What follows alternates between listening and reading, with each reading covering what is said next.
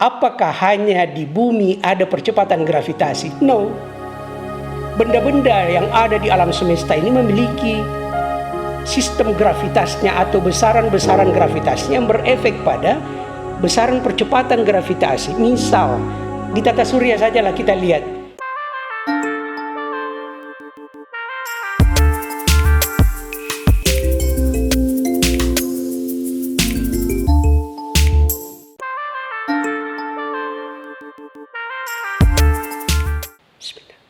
Assalamualaikum, salam pendidikan.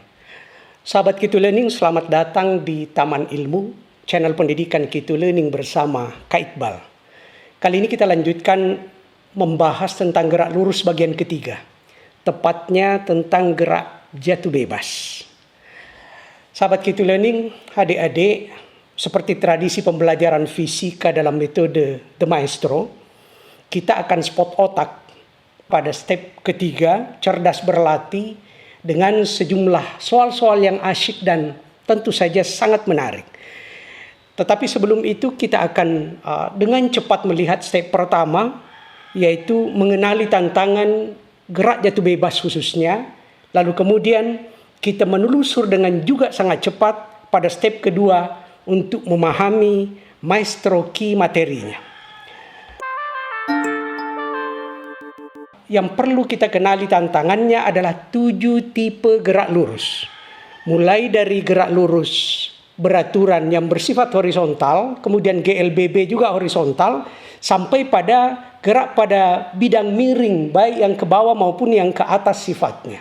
Kemudian pada step yang kedua, dalam upaya memahami key maestro, ingat bahwa ada 3 key maestro yang adik-adik juga sudah paham, para sahabat sudah paham. Cuma kita harus fokus melihatnya agar kemudian tidak bingung dengan berbagai macam variasi rumus turunan. Sahabat Kitu Learning, yang khas pada gerak jatuh bebas adalah karena dia memiliki kecepatan awal V0 itu sama dengan 0. Jatuh bebas artinya di atas ini kecepatan awalnya masih 0 ketika pas lepas. Apa konsekuensi dari V0 sama dengan 0 ini? Semua yang di depan ini yang ada V0-nya menjadi bernilai 0. Ini juga bernilai 0. Ini juga bernilai 0. Hal yang kedua adalah percepatan pada gerak jatuh bebas itu adalah percepatan gravitasi atau G. Konsekuensi dari A sama dengan G ini adalah semua A yang ada di sini kita ganti dengan percepatan gravitasi. Dari sini kemudian muncul seakan-akan sebuah rumus baru T sama dengan akar 2H per G.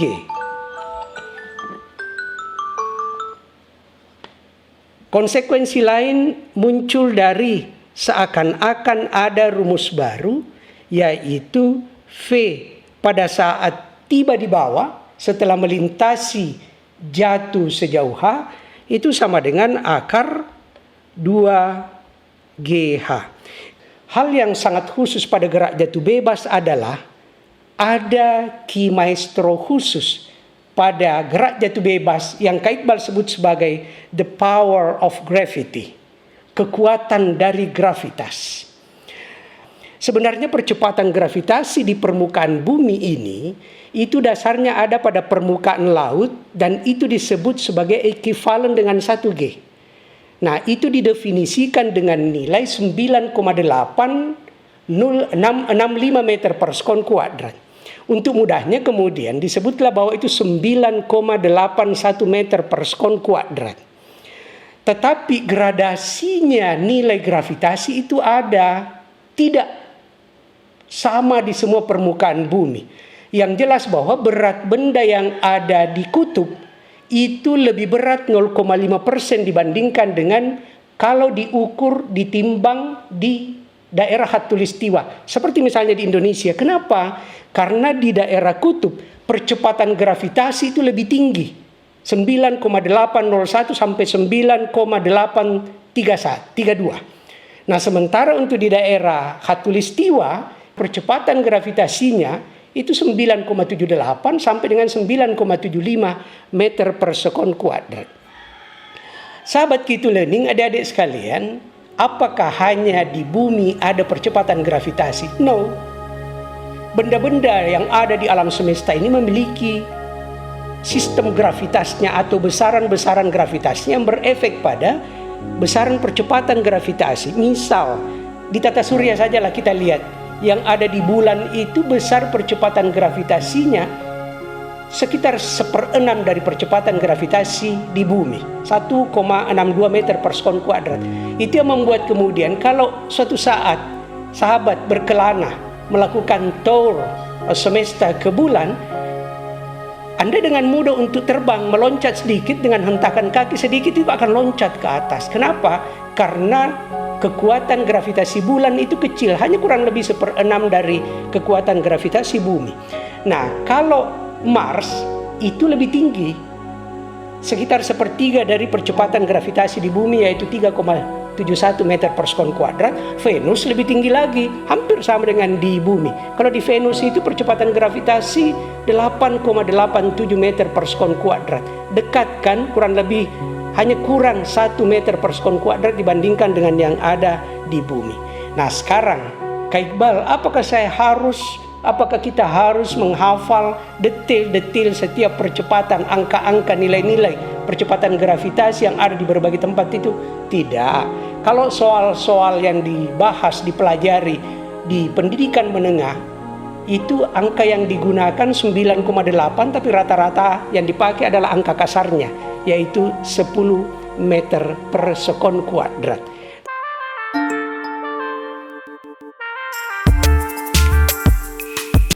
Sahabat Q2 Learning, kita mulai dengan soal kita nomor 1. Suatu benda jatuh dari ketinggian tertentu. Apabila gesekan benda dengan udara diabaikan, kecepatan benda pada saat menyentuh tanah ditentukan oleh alfa massa benda dan ketinggiannya, bravo percepatan gravitasi bumi dan massa benda, Charlie ketinggian benda jatuh dan gravitasi bumi, delta waktu jatuh yang diperlukan dan berat benda, kemudian echo kecepatan awal benda dan gravitasi bumi. Sahabat Q2 Learning, adik-adik, perhatikan baik dia kecepatan ataupun waktu, itu yang mempengaruhi dua. Ini pada gerak jatuh bebas. Kita sedang berbicara tentang gerak jatuh bebas. Yang pertama yang menentukan adalah ketinggian bendanya. Nalar kehidupannya, semakin tinggi bendanya, otomatis kecepatannya ketika tiba di bawah semakin tinggi.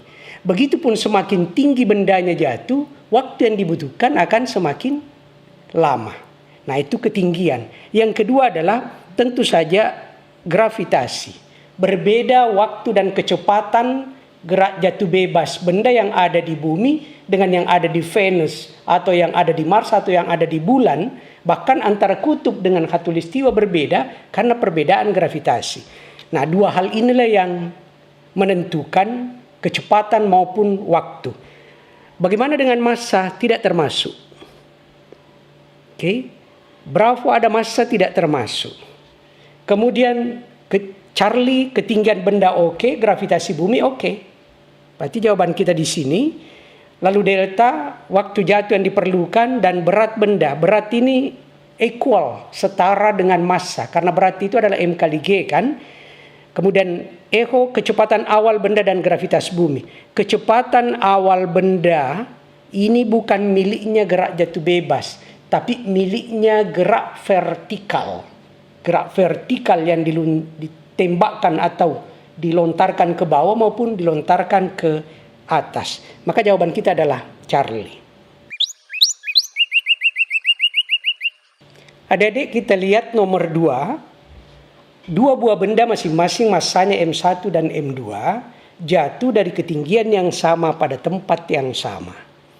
Jika M1 sama dengan 4M2, maka percepatan benda pertama adalah alfa 2 kali percepatan benda kedua, bravo setengah kali percepatan benda kedua, Charlie sama dengan percepatan benda kedua, delta 1/4 kali percepatan benda kedua, echo 4 kali percepatan benda kedua. Adik-adik perhatikan bahwa tempatnya sama. Berarti percepatan gravitasinya sama. Yang ditanyakan percepatan benda, berarti percepatan gravitasi sama. Karena itu berarti jawaban kita adalah sama. Ini Charlie. Langsung saja. Kita lanjut soal nomor 3 kita. Sebuah benda 3 kg jatuh bebas dari ketinggian 45 meter di atas tanah. Berapa lama waktu yang diperlukan oleh benda untuk mencapai tanah? Dengan catatan gravitasi G-nya adalah 10 meter per sekon kuadrat. Alfa 5 sekon, Bravo 4 sekon, Charlie 3 sekon, Delta 2 sekon, dan Echo 1 sekon. Sederhana saja, mudah saja. Yang ditanya adalah waktu. Waktu jatuh bebas berarti T sama dengan akar 2H per G. Kak Iqbal ingatkan, Kak Iqbal bagaimana kalau saya lupa rumus ini? Ini cuma rumus turunan. Adik-adik yang selalu harus diingat adalah Ki maestronya. Bisa kok dari S sama dengan V0 T plus 1/2 AT kuadrat bisa. Dengan catatan S-nya adalah H, V0-nya jatuh bebas sama dengan 0, A-nya adalah G. Sehingga diperoleh kan T-nya. Boleh. Nah sekarang kita pakailah rumus turunan ini. Berarti ini sama dengan akar hanya berapa? 45. Berarti 2 kali 45 dibagi dengan G-nya 10. 2 kali 45, 90. Berarti ini bisa dibuat menjadi akar 90 per 10. 10-nya dengan 0 habis, akar 9 sama dengan 3 sekon. Dapat.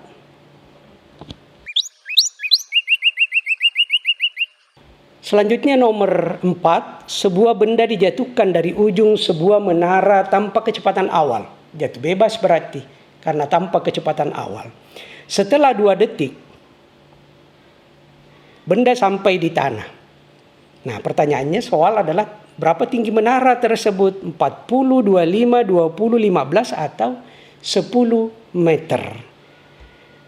Kita bisa menggunakan T sama dengan akar 2H per G. Kita juga bisa menggunakan Ki maestronya malah. Apa Ki maestronya? S sama dengan V0 T. Kak Iqbal tulis lengkap ya. Ditambah dengan 1/2 AT kuadrat. Sengaja Kak Iqbal tulis lengkap dengan menggunakan simbol-simbol dasarnya. Nanti kita kemudian menggunakan nalar kita bahwa S-nya itu adalah ketinggian jatuh, H-nya. Kemudian A-nya adalah percepatan gravitasi, T-nya adalah waktu, V0-nya adalah 0 karena jatuh bebas. Oke, kalau begitu yang ditanyakan adalah ketinggian, tidak apa-apa kita ganti simbol S dengan H, kan sama-sama jarak. Lalu kemudian 0 ditambah dengan 1/2 A-nya menjadi gravitasi 10 dikalikan dengan T-nya kuadratkan 2 kuadrat. Kak Iqbal tulis lengkap. Hasilnya sama dengan? Betul. Pangkat 2-nya hilang dengan 2 di bawah. Tinggal 10 kali 2 berarti 20 meter. Gerak jatuh bebas itu sederhana. Kak Iqbal ulang. Gerak jatuh bebas itu sederhana. Yang penting terfahami dengan baik itu Ki maestro gerak lurusnya maupun Ki maestro dari gerak jatuh bebas itu sendiri. Sebenarnya Kak Iqbal kalau lupa rumus ini gimana? Ya bisa saja mudah. Detik pertama masih jaraknya 0. Detik yang kedua dan seterusnya, detik ke 0 jaraknya 0. Detik pertama dan seterusnya itu sudah menggunakan 5T kuadrat. Bisa. Kalau mau misalnya menggunakan itu, karena T-nya di sini adalah 2, berarti 5 kalikan dengan 2 pangkat 2. 2 pangkat 2, 4. 4 kali 5 sama dengan 20. Sama kan?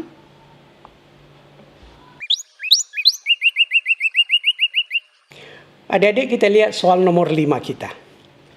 buah kelapa dan buah manggis jatuh bersamaan dari ketinggian H1 dan H2. Bila H1 berbanding H2 sama dengan 4:1, dia menggunakan pola perbandingan.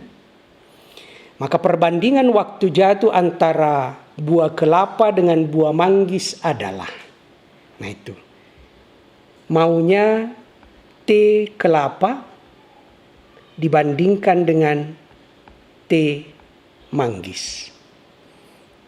Sama dengan, Kak Iqbal ingatkan, boleh menggunakan pendekatan S sama dengan V0 T plus 1/2 AT kuadrat kalau lupa bahwa T sama dengan akar 2H per G. Nah sekarang teknik menggunakan rumus fisika di dalam soal perbandingan itu mudah saja. Bagaimana mudahnya? Di depan kan sudah ditulis T-nya. Ini perbandingan. Maka sekarang yang belakang ini sesudah tanda sama dengan, itu juga perbandingkan antara kelapa dengan manggis. Tulis apa adanya. Maunya kelapa akar. Boleh? Berapa? 2H. Hanya siapa? Hanya kelapa. Dibagi dengan G. G-nya siapa? G-nya bumi. Tetap sama. Bukan G-nya kelapa, bukan G-nya manggis. Tapi G-nya bumi atau tempat di mana benda itu jatuh. Selesai urusan kelapa. Nah, bandingkan dengan, tulis kembali. Ini cara menggunakan perbandingan. Berarti 2 hanya. Sekarang manggis dibagi dengan G. Nanti kalau mahir, dan insya Allah segera mahir setelah nomor ini, tahu bahwa semua yang bersifat bisa dicoret, baik itu konstanta maupun angka-angka yang sama, dicoretlah. Contoh, G ada di sini, coret dengan G-nya. Kan sama. Hal-hal yang sama coret saja. Apalagi yang bisa dicoret? Betul. Duanya bisa dicoret. Tetapi akarnya jangan dicoret. Jangan ikut-ikut dicoret akarnya. Karena dia bukan angka, dia bukan besaran. Dia merupakan operasi matematika. Selesai sampai di situ, berarti yang ada sebenarnya sekarang hanya akar HK banding akar hanya M. Nah sekarang mari kita lihat. Ini sama dengan akar. Berapa HK? HK itu dimiliki oleh H1. Berarti H1 ini punya 4. H2 ini punya 1, di mana H1 ini kita sebut sebagai H kelapa lah ya. Nah, dia dapat berapa? 4. Tulis akar 4. Bandingkan dengan akar hanya manggis atau H2 sama dengan 1. Sehingga hasilnya akar 4, 2, akar 1, 1. Dapat jawabannya adalah 2:1. Itu cara menyelesaikan soal-soal bersifat perbandingan. Akan semakin mahir kalau semakin banyak soal yang bisa dikerjakan. Asik ya soal gerak jatuh bebas. Kita lanjutkan ke nomor 6, tapi sebelum itu Kak Iqbal ingatkan agar bisa tetap mengikuti video-video tutorial, baik itu matematika, fisika, IPA, TPA, TPS, dari channel Kitu Learning bersama Kak Iqbal. Jangan lupa subscribe dan aktifkan notifikasi. Ya, terima kasih. Like. Dan kalau ada request, baik itu materi maupun soal-soal, silakan adik-adik, para sahabat, tulis di kolom komentar. Insya Allah, Kak Iqbal akan segera merespon sesuai dengan kemampuan dan kompetensi Kak Iqbal. Kita lihat nomor 6. Dari puncak sebuah menara setinggi 80 meter, dijatuhkan sebuah batu. Jika percepatan gravitasi bumi 10 meter per sekon kuadrat, maka kecepatan batu pada saat tepat menyentuh tanah adalah alfa 45 meter per sekon, Bravo, Charlie, Delta, sampai Echo 25 meter per sekon. Pertanyaannya adalah kecepatan jatuh bebas. Kalau mau menggunakan yang langsung, rumus turunan berarti V sama dengan akar 2GH. Kalau lupa rumus turunannya, tidak ada masalah. Karena kita bisa kembali ke Ki Maestronya. Dari mana? Dari VT kuadrat sama dengan V0 kuadrat plus 2AS. Kak Iqbal kembali ingatkan, V0-nya adalah 0, A-nya adalah G, dan S-nya adalah H. Oke. Sekarang kita bisa lanjutkan dengan mempermahir rumus turunan. Berarti ini sama dengan akar, tinggal ngisi. Angka 2, G-nya berapa? 10. H menurut soal adalah 80 meter. Baik, 2 kali 8, 16. Ada 2 nolnya. Keluar dari akar berarti tinggal 1 nol kan? Oke, 16 keluar menjadi akar 16, 4. Nolnya keluar 1 berarti 40 meter.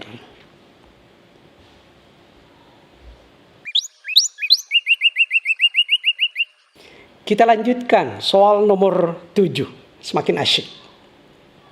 Seorang atlet renang terjun tanpa kecepatan awal dari papan kolam renang setinggi 9 meter dari permukaan air.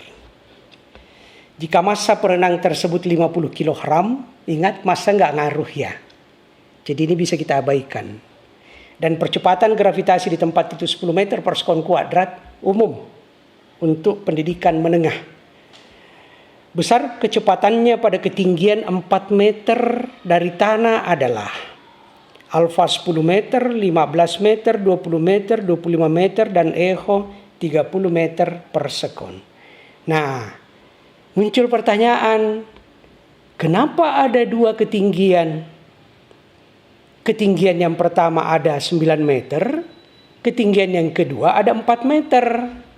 Ingat, di dalam penggunaan T sama dengan akar 2H per G atau V sama dengan akar 2GH, yang dimaksudkan dengan H ketinggian itu adalah ketinggian jatuhnya.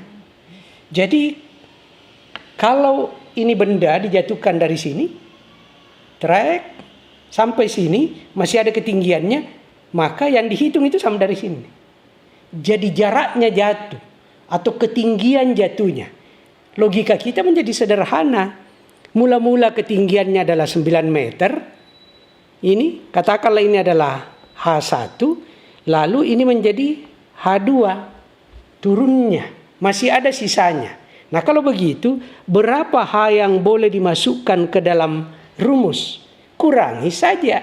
Karena berarti kan jatuhnya ini adalah ketinggian mula-mula dikurangi dengan ketinggian yang kedua.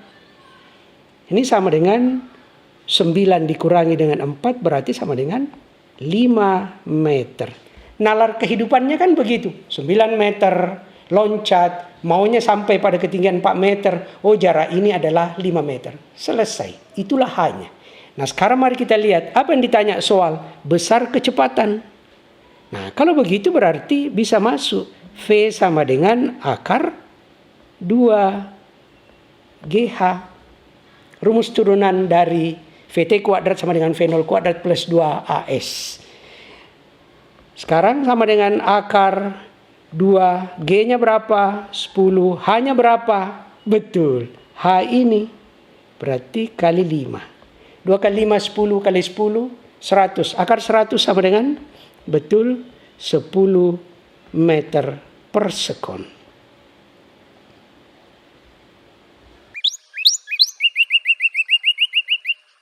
Oke, adik-adik kita lanjutkan dengan soal nomor 8 kita. Sebuah benda dijatuhkan dari ketinggian H di atas tanah.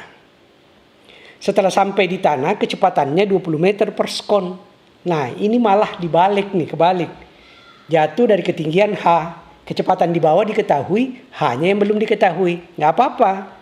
Lagi pula soalnya memintanya begini, maka waktu yang diperlukan untuk mencapai ketinggian 1/2 H dari tanah.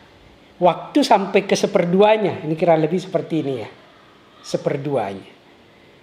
Nah, adik-adik, boleh menggunakan, Kak Iqbal pengen kembalikan mengingatkan Ki Maestro gerak lurus. Berarti bisa menggunakan VT kuadrat sama dengan V0 kuadrat ditambah dengan 2AS. Apa yang Kak Iqbal mau ingatkan?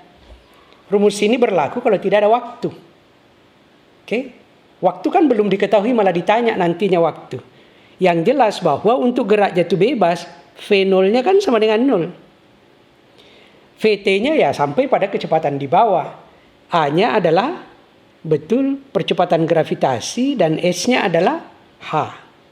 Itu gerak jatuh bebas. Kak Iqbal sengaja ya tuliskan ini. Toh kalau ada yang mau mengatakan, Kak bagaimana kalau saya mau menggunakan V sama dengan akar 2GH rumus turunan? Boleh, equal, sama gitu kan. Nah, untuk mengingatkan, mempermahir, kita pakai yang di depan sajalah, yang agak panjang kelihatan. Meskipun yang di belakang lebih pendek mungkin, nggak ada masalah. Oke. Berapa kecepatannya? 20. Berarti ini sudah diketahui ini 20 meter per sekon dikuadratkan berarti menjadi 400. Sama dengan V0 kuadratnya 0 ya. Kalikan dengan 2, kalikan dengan G-nya 10, dikalikan dengan S-nya menjadi H. Ini dapat H-nya. Sama kalau ini yang dipakai dapat H-nya. Sama. Nah sekarang di sebelah kiri 400, di sebelah kanan ada 20, berarti ini bisa hilang menjadi betul 20. Sekarang kita tahu, oh ketinggiannya 20. Tetapi soal maunya waktu itu hanya sampai setengah H, ketinggian setengah H. Berarti berapa jauhnya ini? Mula-mula 20, kalau setengahnya tinggal 10 betul. Berarti soal ini menginginkan T sama dengan akar 2H per G dalam kondisi akar 2H-nya, kondisi H-nya sama dengan 10. Separohnya dari 20. Dibagi dengan G-nya berapa? 10.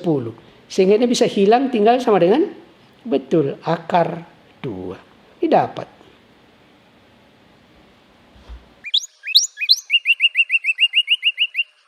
Adik-adik sekalian, nomor 9, sebongkah salju bermassa 10 gram jatuh bebas dari pucuk pinus setinggi 20 meter di atas tanah.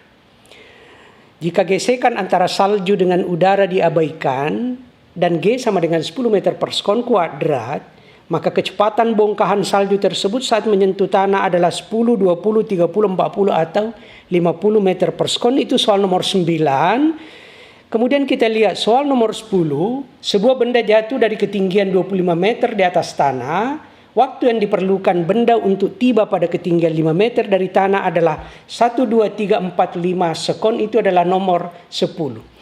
Sahabat Kitu Learning dan adik-adik, nomor 1 sampai dengan nomor 8, Kak Iqbal sudah bahaskan dengan satu penekanan penting bahwa pertama yang perlu dipahami adalah definisi tentang gerak jatuh bebas. Ada pada soal nomor pertama dan kedua kita. Kemudian memahami tentang waktu jatuh bebas sebuah benda. Lalu kemudian yang ketiga, kecepatan ketika tiba di bawah. Semua T, kecepatan berhubungan dengan ketinggian dan percepatan gravitasi. Itu kita sudah bahas sampai dengan nomor 8. Nah, nomor 9 dan 10 ini silakan para sahabat adik-adik kerjakan. Betapapun kita harus cerdas berlatih yang cerdas. Banyak berlatih untuk mengasah ketajaman fisika kita. Agar fisika menjadi semakin indah, agar fisika membumi menjadi puisi kehidupan.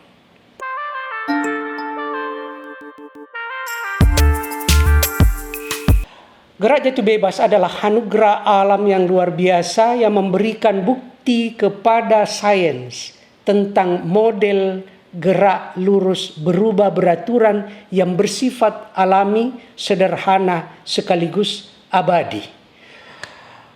Demikian, semoga bermanfaat.